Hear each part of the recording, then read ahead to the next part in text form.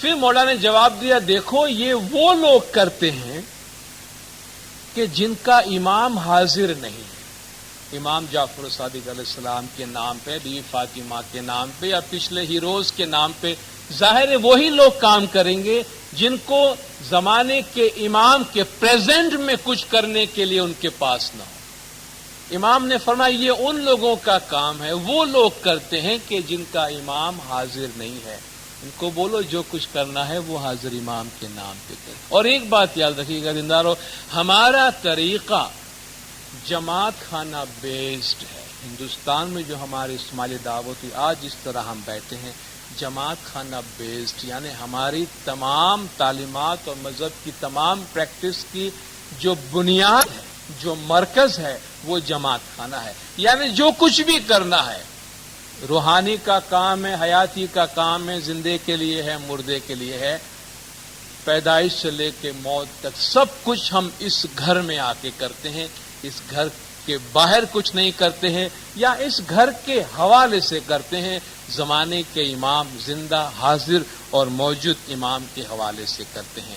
تو یہ چیزیں جو ہے خود مولا کی ہدایت کے مطابق ہمارے طریقے میں نہیں ہیں، اور ان سے ہم دور رہیں۔ اور دور رہتے ہوئے بعض اوقات لوگ کہتے ہیں کہ لوگ ہمارے پاس آ جاتے ہیں، ہمیں دعوت دے جاتے ہیں، کوئی سمبلز دے کے جاتے، کوئی علامت دے کے جاتے ہیں، ہم کیسے لوٹائے، کیسے منع کرے؟ اگر کسی چیز پر ہمارا عقیدہ نہیں ہے، کوئی چیز ہم نہیں مانتے، ہمارے تعلیم میں نہیں ہے، تو اس کے لیے نہ کہنے میں یا اس میں نہیں جانے میں کوئی حرج نہیں ہے، کیونکہ اس کو اٹینڈ نہیں کرنا ہی دراصل ہمارے مذہب کی پریکٹس پہ عمل کرنا ہے۔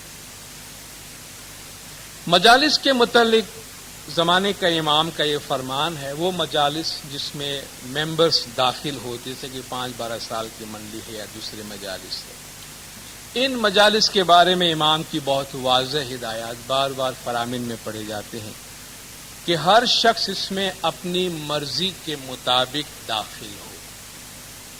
پھر کیا وجہ ہے کہ چھوٹے چھوٹے بچوں کو جن کی تو اپنی مرضی نہیں ہوتی ہے وہ ان مجالس کے ممبر بن جاتے ہیں؟ جیسے کہ 5-12 سال میں نے ایک مثال دی، اس میں بھی مولا کا فرمان ہے، اس کی بات کی مجلس ہے جس میں مولا کا فرمان ہے۔ بعض مجالس میں ایج لمٹ آ گئی ہے، لیکن بعض میں ابھی تک ایج لمٹ نہیں ہے، مگر فرمان اس میں اپنی جگہ پر موجود ہے کہ جیسا کہ بیت الخیال میں آپ میں سے مولانا نے فرمایا جو اپنی مرضی سے نہیں آتا ہے ان کو ان مجالس میں نہیں آنا چاہیے۔ مفتی کامرے صاحبان پہ ذمہ داری رکھی گئی ہے کہ وہ یہ معلوم کریں کہ لوگ کسی کو دیکھ کر نہ آئے بلکہ اپنی عادلانہ فیصلے کے مطابق آئے۔ تو ان مجالس میں جو ان چھوٹے بچوں کو داخل کر لیا جاتا ہے تو لوگ پوچھتے ہیں کہ بھئی اس کی کیا وجہ ہے اور اس کی کیا وضاحت ہے۔ سب سے پہلے میں اس بات پہ اتفاق کرتے ہوئے آپ سے بات کروں گا کہ آف کورس جب مولا کا فرمان ہے تو فرمان پہ عمل ہونا چاہیے۔ جہاں یہ فرمان ہے کہ لوگ اپنی آزادانہ مرضی کے مطابق داخل ہو تو آزادانہ مرضی کے مطابق داخل ہونے کی عمر تک انتظار کرنا چاہیے، یہ مولا کی ہدایت، اور اسی ہدایت کے مطابق عمل کرنا چاہیے۔ لیکن پرابلم کہاں آتا ہے؟ والدین کے پرابلمز کو بھی سمجھنے کی ضرورت ہے کہ بعض اوقات والدین یہ سمجھتے ہیں کہ کچھ دھرم کا کام کرنا یہ ان کے دھرم کا حصہ ہے۔ جیسے والدین سمجھتے ہیں کہ اگر ہم نے ایک دھرم کا کام کیا ہے تو وہ خود سمجھتے ہیں کہ ہمارے مذہب کے کام ہی کا یہ حصہ ہے کہ ہم اپنے بچوں کو ان مجالس میں داخل کریں۔ کیا پتہ یہ جوان ہو جائے، ان کو اتنا ہوش ہو یا نہ ہو، یا ان مجالس کی اہمیت بعد میں وہ سمجھے یا نہ سمجھے۔ تو والدین اپنے مذہب کے لحاظ، اپنے مذہب پہ عمل کے لحاظ سے بچوں کے ساتھ اپنی محبت کی وجہ سے وہ ان بچوں کو ان مجالس میں داخل کر دیتے ہیں، یا وہ سمجھتے ہیں کہ بھئی اگر بچے ان مجالس میں نہیں ہوتے ہیں تو وہ خود ان مجالس میں نہیں جا سکتے ہیں اور کافی سالوں تک انہیں ان مجالس سے دور رہنا پڑتا ہے، یا وہ یہ سمجھتے ہیں کہ اگر یہ بچے ان مجالس میں نہیں جائیں گے تو انہیں کیا پتہ چلے گا کہ ان مجالس کی اہمیت کیا ہے۔ تو ان کا کنسرن، ان کے جو جذبات ہیں وہ اپنی جگہ پر ہے، ان کا لحاظ کرنا چاہیے۔ مگر اس کے ساتھ ساتھ ایک بات اور، اگرچہ مولا اپنے فرامین میں فرماتے ہیں کہ ہر شخص اپنی مرضی کے مطابق آئے. اس کے باوجود مولانا حاضر امام کی حضور میں جتنے بھی بچے گئے ہوئے ہوتے ہیں مولا ان سب کو قبول کر لیتے ہیں اپنی رحمت سے. تو ایک طرف سے زمانے کے امام اس کو اپروول بھی دیتے ہیں اور مولا خوشی کا بھی اظہار کرتے ہیں. مگر یہ آرگیومنٹ ہمارے ذہن میں ضرور رہنا چاہیے. اگر ہم سے ممکن ہو تو ہم امام کے فرمان پہ عمل کرتے ہوئے اپنے بچوں پہ کوئی بھی ایسی چیز نافذ نہ کریں. ہم ان کو سمجھائیں, ان کو ایکسپلین کریں اپنے وقت پہ, اپنی عمر میں, پھر ان کو فیصلہ کرنے دیں تاکہ ان مجالس کی جو اہمیت ہے, ان مجالس کی جو فلسفی ہے وہ ان کے خیال میں, ان کے دھیان میں واضح رہے. اور اگر ہم نے اپنے بچوں کو داخل کر دیا ہے تو والدین پر اس بات کی ذمہ داری عائد ہوتی ہے کہ وہ اپنے بچوں کو ان مجالس کی جو فلسفی ہے, ان مجالس کی جو اہمیت ہے وہ واضح کریں. جیسا کہ لشکر کی ملاقات میں مولا جب چھوٹے چھوٹے بچوں کو ملاقات دیتے تھے, حالانکہ والدین کے گود میں ہوتے تھے, مولانا نے فرمان ان کو فرمایا ہے مگر ساتھ ساتھ والدین کو بھی فرمایا ہے کہ اگرچہ یہ بچے آپ کے گود میں جو اس وقت ہے بہت چھوٹے ہیں, کچھ بھی نہیں سمجھ سکتے, اس کے باوجود مولانا نے فرمایا ہم چاہیں گے کہ آپ ان کو سمجھائیں اپنے وقت کے ساتھ کہ زندگی کے دو پہلو ہے, ایک ہماری دائمی زندگی ہے, ایک ہماری فانی زندگی ہے. تو مولا والدین پر بھی یہ ذمہ داری ڈالتے ہیں. تو اگر ہم بچوں کو ان مجالس میں داخل کرتے ہیں تو والدین کی ذمہ داری اور بڑھ جاتی ہے کہ وہ ان مجالس کی اہمیت اور ان کی فلسفی بچوں پر واضح کرے. حیاتی کی مجلس کے کیا معنی ہے اور یہ ہم کب کروا سکتے ہیں؟ روحانی کی مجالس تو عام طور پر ہوتی رہی ہے اور آپ میں سے بہتوں نے بہت دفعہ دیکھا ہوگا کہ لوگ اپنی حیاتی کی مجلس کراتے ہیں. اور اس حیاتی کی مجلس کے بارے میں کیا ہدایت ہے؟ دیکھیے کوئی کلیئر کٹ گائیڈنس موجود نہیں ہے. جس کا بھائی مہادن کیا چھانٹا ہے, عام طور پر ہم کہتے ہیں کہ انسان اپنی عمر کے لیٹر سٹیج پہ جاتا ہے تب مہادن کا چھانٹا لیتا ہے, اور جب مولا کی تشریف آتی ہے تو عمر کا بھی اناؤنسمنٹ کر دیا جاتا, تو اس میں کوئی شک و شبہ گنجائش نہیں رہتی. یہ اسی طرح کی ایک چیز ہے. حیاتی کی مجلس کا کانسیپٹ کیا ہے؟ حیاتی کی مجلس کا کانسیپٹ یہ ہے کہ ہم ہاتھے سو ساتھی کی فلسفی پر یقین رکھتے ہیں کہ ہمارے پیچھے تو بہرحال ہم یہ امید رکھیں کہ کوئی ہمارے پیچھے کرے, لیکن کیا پتا کوئی کرے یا نہ کرے, تو ہم پیچھے کی امید کیوں رکھیں؟ اگر ہم اپنی زندگی میں اپنے ہاتھوں سے خود ہی کوئی نیکی کر سکتے ہیں تو وہ ہم کیوں کر کے نہ جائیں؟ اگرچہ اس میں کوئی عمر کی پابندی نہیں ہے اور یہ بھی سب جگہ پر بھی نہیں ہے, جیسا کہ میں نے آپ سے کہا بعض چیزیں علاقائی ہوتی ہیں, بعض جگہ یہ چیزیں ہیں, بعض جگہ نہیں ہے. اس کے لیے کوئی کلیئر کٹ گائیڈنس موجود نہیں ہے, مگر اپنی زندگی میں خود ہی اپنی مجلس کروا لینا اور اپنا توشہ آخرت, اپنے آخرت کا بھتہ ہم اپنے ساتھ ہی لے کر جائیں, یہ کانسیپٹ اس میں ہے. کب کروا سکتے ہیں؟ کوئی اس میں عمر کی پابندی نہیں, مگر لاجک یہ بتاتی ہے کہ انسان اپنے لیٹر لائف میں یہ کام اگر کرے تو بہتر ہے. اس کے بارے میں عام طور پر یہ دیکھا گیا ہے کہ جو روحانی مجالس ہوتی ہیں ان میں بہت زیادہ سامان لایا جاتا ہے تو مرحوم کے پیچھے دینے کے واسطے. اس کا کیا مطلب ہے؟ اور بعض اوقات یہ جو سامان اتنا زیادہ ہوتا ہے کہ اس کے لیے بہت سارے مسائل پیدا ہوتے ہیں. مرحوم کے پیچھے جو سامان دینے کا کانسیپٹ ہے, یہ دنیا کے ہر مذہب میں, ہر علاقے میں یہ چیز پائی جاتی ہے کہ انسان گزر جاتا ہے تو اس کی دوسری دنیا آباد ہو, اس کے لیے اس کے پسماندگان, اس کی فیملی یا اس کی کمیونٹی جو کچھ کر سکتی ہے وہ کرے. تو اس کا ایک پہلا مرحلہ تو یہ ہوتا ہے کہ جو بھی فارمل روحانی اور دعاؤں کا جو کام ہوتا ہے وہ کرتے ہیں.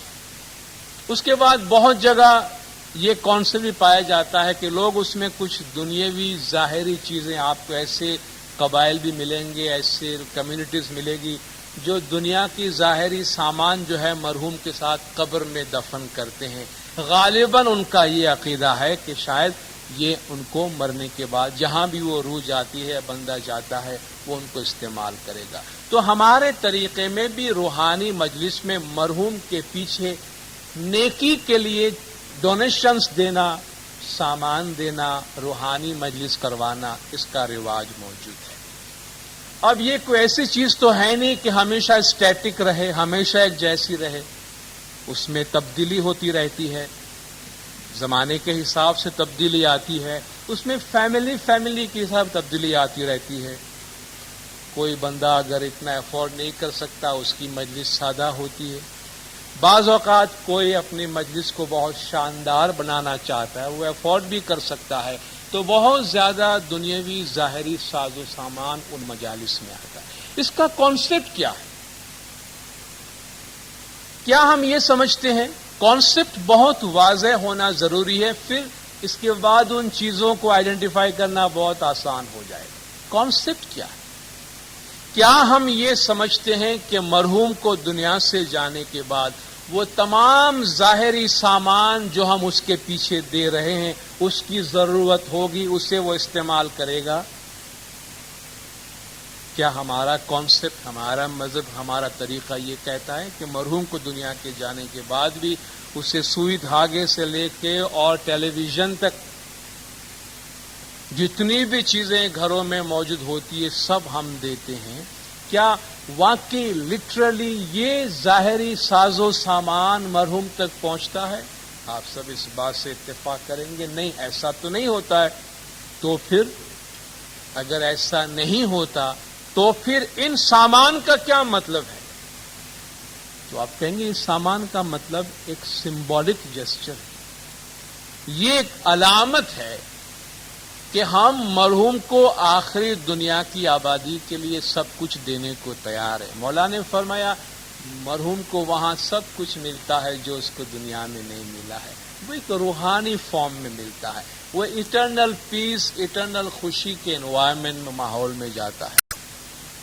دنیاوی سامان کی ان کو ضرورت نہیں ہے۔ جب ضرورت نہیں ہے تو پھر یہ سمبولک بن جاتی ہے، علامتی۔ اگر یہ سمبولک بن جاتی ہے تو پھر ان کو سمبولک رہنا چاہیے، جیسا کہ غالباً یہ روحانی دعا کی چیزیں موجود ہیں، بہت اچھی ہے، اس پر ایک لمٹ ہے، ایک گائیڈنس ہے، تو اس گائیڈنس کے تحت یہ بہت اچھی لگتی ہے کہ آپ 2 یا 3 چیزیں لے آتے ہیں، یونیفارم ہے سب فیملی کے لیے، فائن، روحانی دعا ہو گیا۔ اگر ہم مجالس کرتے ہیں ان کے لیے بھی ہم کوئی گائیڈ لائنز بنائیں، کیونکہ بعض اوقات بڑا ایڈمنسٹریٹو مسئلہ بن جاتا ہے۔ آپ دیکھیں اتنا سامان، سب سے پہلے تو فیملی کو بازار سے خریدنا، اس کو پھر جماعت خانے میں رکھنا، مکھی کامڑے صاحبان کو ان کا انتظام کرنا، اور اس کے بعد پھر آپ جماعت خانے میں ان کی ناندی کرتے ہیں۔ آپ دیکھیں اس میں کتنا زیادہ مینجمنٹ انوالو ہوتا ہے۔ کیا یہ ممکن نہیں ہے کہ بجائے ہم اتنا زیادہ اتنے لاجسٹکس میں اپنے آپ کو انوالو کریں، اگر میں اپنے کسی مرحوم اہل خاندان کے لیے مثال کے طور پر میں 1 لاکھ روپیہ خرچ کرنا چاہتا ہوں، اگر میں مارکیٹ سے سامان لا کر سفرہ سجانے کے بجائے میں وہ 1 لاکھ روپیہ مفتی صاحب کے ہاتھ میں دوں کہ یہ اس روحانی کے واسطے ہے، تو کیا میرے ثواب میں کوئی فرق آ رہا ہے؟ کوئی فرق نہیں آ رہا۔ میں ایک سمبولک سا سفرہ، روحانی کا سفرہ بنا کے چھوٹا سا، باقی رقم اگر اسی طرح مفتی صاحب کے ہاتھ میں دے دوں، میری وہی مراد پوری ہو گئی۔ جس طرح پچھلی دفعہ میں نے کہا تھا، یہ اور بات ہے کہ ہمارا انٹینشن کچھ اور ہو، کہ ہم پبلک کو کوئی میسج دینا چاہتے ہو، یا ہم لوگوں کو کچھ بتانا چاہتے ہو، یا ہم لوگوں کو کچھ دکھانا چاہتے ہو، یہ انٹینشن ہو تو پھر وہ دھرم نہیں رہے گا، پھر وہ دھرم نہیں رہے گا۔ تو دھرم سادہ ہے، آسان ہے، اور اس کی بیوٹی اس کی سمپلسٹی میں ہے، اس کی بیوٹی اس کی سادگی میں ہے، اس کے مختصر ہونے میں ہے۔ تو اگر ہم اس کو سمبولک رکھیں، مختصر رکھیں. باقی جو کچھ بھی ہم کرنا چاہتے ہیں وہ اگر ہم من مراد مفتی صاحب کے پاس پہنچا دے تو کیا ہوگا؟ ہم ایسنس کو مینٹین کر سکیں گے. ایسنس اور فارم میں بڑا فرق ہے. اگر ہم فارم میں جائیں گے، ظاہر میں جائیں گے تو بڑا مسئلہ ہو جائے گا. اس کی پھر کوئی حد نہیں آئے گی، کوئی لمٹ نہیں آئے گی. ہم اس کی روح کو، ایسنس کو مینٹین کریں اور اس کے بعد ہم اس کا جو فارم ہے اس کو لمٹ کے اندر رکھیں. شکرواری بیج کے کیا معنی ہے اور کیا اس کے روزے کی قضا ہے؟ قضا کیا ہوتا ہے؟ میں نے ایک روزہ رکھنا تھا، میں نے مس کیا، میں نہیں رکھ سکا، بھول گیا یا لاچار تھا نہیں رکھا تو میں بعد میں رکھتا ہوں، روزے کی قضا ہوتی ہے. تو کیا بیج کی قضا ہوتی ہے؟ بیج کیا ہے؟ ادھر انڈیا میں جو اسماعیلی مذہب کی دعوت ہوئی، یہ بات یاد رکھیے گا کہ یہ جو ہمارے انڈو پاکستان کی ٹریڈیشن ہے، یہ صرف ہم انڈیا پاکستان کی، جس کو ہم اپنے لینگویج میں یا لٹری لینگویج میں ہم جو ستپنتھی جماعت، خوجہ جماعت کہتے ہیں، یہ ہماری خوجہ جماعت کی ٹریڈیشن ہے. جو نان خوجہ جماعت جیسے کہ ناردرن ایریاز کے، افغانستان کے، تاجکستان کے، سیرینس یا ایرانینس، ان کے پاس یہ چیزیں نہیں ہے اور یہ ان کے واسطے بھی نہیں ہے. یہ دعوت یہاں ہوئی ہے، ہم لوگوں کے واسطے ہوئی ہے اور ہم ان پہ عمل کرتے ہیں. تو ہندوستان میں جو دعوت کا کام ہوا تو آپ نے دیکھا ہے گنانوں میں ہمارے پیروں نے جگوں کے طریقے سے دعوت کی ہے. تو فرماتے ہیں کہ ہر جگ کا اپنا ایک ورت یعنی اپنا ایک روزہ تھا. کہتے ہیں جو کرتا جگ تھا اس میں سومواری ایکادشی، یعنی اگر منڈے ہو اور چاند کی 11 تاریخ کرتا جگ کے اندر سوموار ہو اور چاند کی 11 تاریخ ہو تو وہ روزہ رکھتے تھے. تریتا جگ کے اندر منگلواری 14، کہ اگر منگلوار ہو اور 14ویں تاریخ ہو تو وہ ورت ہوتا تھا، روزہ ہوتا تھا. دوآپر جگ میں بدھواری اماس، کہ اگر بدھوار ہو اور اماوس کی رات ہو تو وہ ان کے لیے روزہ ہوتا تھا. اور ہمارے پیروں نے کل جگ کے اندر یعنی آج کے زمانے کے اندر شکرواری بیج یعنی جمعہ ہو اور چاند رات ہو تو اس دن روزہ رکھنے کی ہم کو تعلیم دی ہے، جس پر ہم عمل کرتے ہیں. مگر اس روزے کی کوئی قضا نہیں ہے.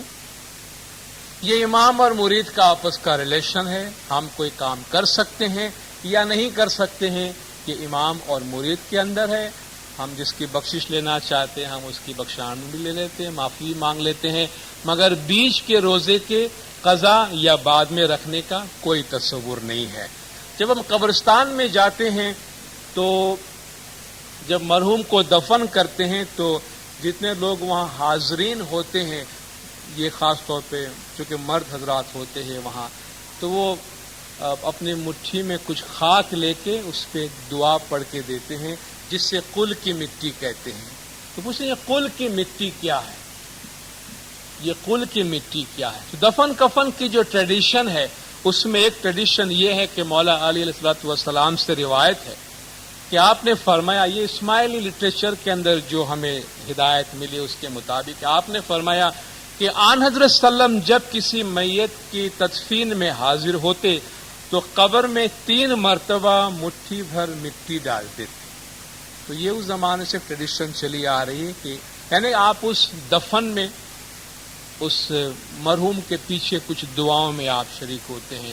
اور مولا علیہ السلام سے روایت ہے کہ جب آپ کسی قبر میں مٹی ڈالتے تو آپ یہ دعا پڑھتے. تو دعائیں جو ہے وہ زمانے کے ساتھ وقت کے ساتھ چینج ہوتی رہی ہے. آج اس دعا کو اس مٹی کے اوپر سورۃ الاخلاص پڑھی جاتی، قل هو اللہ احد اللہ الصمد، یہ دعا پڑھی جاتی ہے کہ یہ قل سے شروع ہوتی ہے، اس لیے اسے قل کی مٹی کہتے ہیں. اور آپ نے فرمایا کہ جو اس پر عمل کرے گا تو اس کے لیے خاک کا ہر ذرہ نیکی بن جائے گا. تو یہ ایک انکریجمنٹ ہے کہ جب آپ میت میں حاضر ہوئے ہیں تو ظاہر ہے کہ ہر آدمی مٹی ڈالنے کے پاس نہیں جائے گا، وہ دور بھی ہوتا ہے. تو مرحوم کے لیے کچھ دعا پڑھ کر، دعائے خیر پڑھ کر وہ اپنے ہاتھ سے وہ مٹی قبر میں ڈالتے ہیں. جمعہ، چاندرات اور خوشحالی کے دن زیارت اور روحانی دعا کا کام کیوں نہیں کیا جاتا؟ عزیزدارو، یہ کوئی ایسی چیز نہیں ہے کہ ٹریڈیشن میں ہمارے ساتھ ہمیشہ اس طرح چلا آیا ہے یا اس کے بارے میں کوئی بہت ہی واضح کٹ اینڈ ڈرائی سسٹم یا ہدایت موجود ہے. یہ ایک ارینجمنٹ ہے جماعت کے اندر کہ بھیا امام کی خوشحالی ہے یا فرائیڈے ہے یا چاند رات ہے جس میں عام طور پر ایک خوشحالی کا سما ہوتا ہے جماعت خانے کے اندر. تو اس بات کی گنجائش رکھی گئی اس میں کیوں نہ امام کی اگر خوشی ہے یا جماعت کی خوشی کا سما ہے تو اسے ہم خوشحالی میں ہی رکھیں. باقی جو ہمارے روحانیوں کا کام کرنا ہے تو ہفتے کے باقی 6 دن ہمارے پاس موجود ہوتے ہیں, اس پہ ہمیں وہ کرنے کے لیے کوئی پابندی نہیں ہے. مگر اس میں بھی کوئی ہارڈ اینڈ فاسٹ رول نہیں ہے.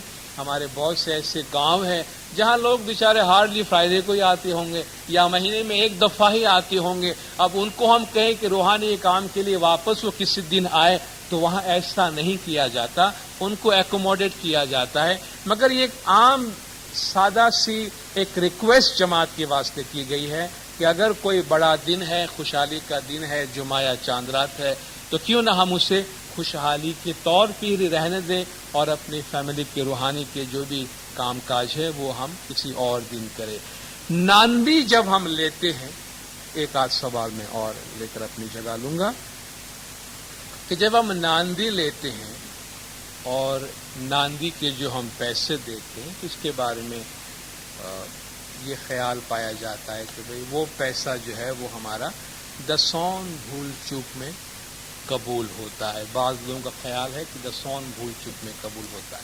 دیکھیے اگر ہم کہیں وہ دان سخاوت میں قبول ہوتا ہے تو وہ تو اور بات ہے, کیونکہ دان سخاوت کرنا, نیکی کرنا وہ کوئی لازمی چیز نہیں ہے اور اس کے بارے میں کچھ واضح ہدایت موجود نہیں ہے. مگر دسون ایک ایسی چیز ہے جو بہت سیریس ہے, سنجیدہ ہے, اور اس کے بارے میں ہدایات بڑی واضح ہے کہ ہم اپنے حق حلال کی نیک پاک صاف ستھری کمائی میں سے امام کا حق دسون مال واجبات 12.5% جو ہے وہ نکال کے امام کو دیتے ہیں. اور جب ہم ناندی لیتے ہیں, میں اگر ناندی نکالتا ہوں, مہمانی گھر سے لے جاتا ہوں, وہ اور چیز ہے کہ وہ میں ڈائریکٹ امام کو یا جماعت میں آفر کرتا ہوں. میں جب ناندی خریدتا ہوں تو کیا ہوتا ہے, ایک چیز پہ بولی لگائی جاتی ہے, 10 روپے, 100 روپے, 500 روپے, اور میں ایگری کرتا ہوں اس کے ساتھ. میں جب وہ ناندی لیتا ہوں اور اس نے اگر ایک سیب کی قیمت بھی 500 روپے لگائی ہے تو میں اگر اس بولی میں شامل ہوتا ہوں تو میں ایگری کرتا ہوں کہ آپ کی اس چیز کے لیے میں 500 روپے دینے کو تیار ہوں, کیونکہ میرے نزدیک اس کی قیمت 500 روپے ہے اور میں وہ لیتا ہوں. تو میں نے امام کے گھر سے, امام کے پارٹ پر سے ایک چیز مکمل ایگریمنٹ کے ساتھ سب کے سامنے اس کی قیمت چکا کر لی. ٹھیک ہے, میں نے اس کی پوری قیمت چکائی ہے. اب میں اس پیسے کو کسی اور جگہ کیسے ایڈجسٹ کر سکتا ہوں کہ وہ جو ایکسٹرا, اگر میں نے ایکسٹرا دیا ہے, ایکسٹرا تو نہیں دیا, میں اگر دعا کرانے جاتا ہوں میں ایکسٹرا پیسے ڈالتا ہوں, دعا میں تو کچھ بھی کمپلسری نہیں, پھر بھی اگر میں ڈالتا ہوں, میں چھانٹے میں ڈالتا ہوں, نیاز میں ڈالتا ہوں, میں 10 روپے کی ناندی لے کے 100 روپیہ پارٹ پہ چھوڑ دیتا ہوں تو فائن, میں نے 90 روپیز ایکسٹرا ڈالے ہیں, آپ کی جہاں جی آئے آپ اس کو ایڈجسٹ کریں. اگر میں نے 10 روپے کی چیز لے کے 10 روپے پارٹ پہ ڈالے ہیں اور میں اسے کہیں اور ایڈجسٹ کرنے کی کوشش کروں تو یہ کانسیپٹ کلیئر نہیں ہے, واضح نہیں ہے. تو بہتر یہ ہوگا کہ ہم دسون کے ساتھ کسی چیز کو مکس نہ کریں, پھر خامخواہ ہم کسی چیز کو ریز کر کے اس کے لیے ڈاؤٹ کریٹ کر کے اس کے لیے کوشچنس کریٹ کرے اور زیادہ کنفیوژن ہو, اس کی کوئی ضرورت نہیں. دسون کو بہت صاف ستھرا رکھیں. باقی ہم جو بھی خرچ جماعت میں کرتے ہیں, اپنے طور پہ جو بھی خرچ کرتے ہیں اس کے بارے میں کچھ بھی نیت کریں, مگر ناندی جب ہم خریدتے ہیں تو اس کے لیے بہت واضح چیز یہ ہے کہ ہم لیتے ہیں اور ہم اس کی قیمت سامنے چکاتے ہیں. اور آخری سوال میں لیتا ہوں, اس کے بعد وقت کی گنجائش نہیں ہے. بہت سے نوجوان یہ پوچھتے ہیں جو بیچارے کام کاج میں, پڑھائی میں بزی ہوتے ہیں, خدمت میں بزی ہوتے ہیں, کہ کیا دعا کا وقت اگر گزر جائے یا خاص طور پہ 12 بج جائے, 12 بجنا ویسے اچھی بات نہیں ہے, لیکن پھر بھی کہتے ہیں کہ اگر 12 بج جاتا ہے تو کیا اس کے بعد پھر ہم اگر دعا نہیں پڑھ سکے تو وہ دعا پڑھنی چاہیے، یا دعا کا وقت ایکسپائر ہو گیا، کیا ہو گیا؟ دعا کا وقت دینداروں ایکسپائر نہیں ہوتا. اور سب سے پہلی بات تو یہ ہے کہ ہم اپنی دعا اپنے وقت پہ پڑھیں. اگر ہم خدمات میں ہیں، اپنے دعا پہ کانسنٹریٹ نہیں کر سکتے ہیں تو بعد میں خدمت سے فارغ ہو کے کر لیں. کام کاج میں بزی ہیں تو اس سے فارغ ہو کے پڑھ لیں. اگر ہم بھول گئے ہیں تو پھر کوئی بھی وقت ہو چکا ہو اس پہ ٹائم کی پابندی میں نہ جائے، کیونکہ وہ ہمارے عبادت کا حصہ ہے. امام مرید ریلیشن کو اسٹیبلش کرنے کا ایک فارمل طریقہ ہے کہ بھئی مجھے ہر روز امام کے ساتھ کمیونیکیٹ کرنا ہے، مجھے ہر روز اپنے مولا کے ساتھ بات کرنی ہے، یا ہر روز اپنے مولا کے سامنے اپنا سر جھکانا ہے. اور کسی وجہ سے مصروف ہو گیا، میرا ٹائم گزر گیا، تو اس کا یہ مطلب نہیں ہے کہ اب بس میں کچھ نہیں کر سکتا. اس پہ وقت پہ پڑھنے کی کوشش کریں. اگر وقت پہ نہ پڑھ سکے تو کسی ٹائم کی حد نہ لگائیں.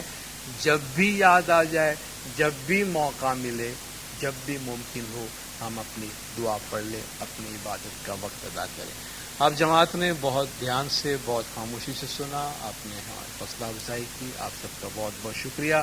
مذہب کے بارے میں جو کچھ بھی ہم جاننا چاہتے ہیں اس کے بارے میں پوچھنے سے جھجک محسوس نہ کریں. آپ کے دل میں اور بھی کوئی سوالات ہو، آپ ان کو کمیونیکیٹ کریں، پہنچا دیں طریقہ بورڈ تک. ہم اپنے وقت پہ جب بھی، جہاں بھی، جس طرح بھی ممکن ہو اس کے جوابات دینے کی کوشش کریں گے. کم سے کم اس سے ایک بات واضح ہوگی، اس سے یہ پتہ چلے گا کہ ہماری جماعت کیا سوچتی ہے، ہمارے جماعت کے ذہنوں میں کیسے خیالات ہیں، کیسے مسائل ہیں، تاکہ جب جماعت سے ہم کمیونیکیٹ کریں تو ہمارے واسطے یہ آسان ہو کہ ہم جماعت کی ضرورت کے مطابق، جماعت کی نیڈ کے مطابق، جماعت کی خیالات کے مطابق کمیونیکیٹ کر سکیں. مفتی صاحب نے آپ کے سامنے بولنے کا موقع دیا اور آپ سب نے خاموشی سے سنا. بہت بہت شکریہ. یا علی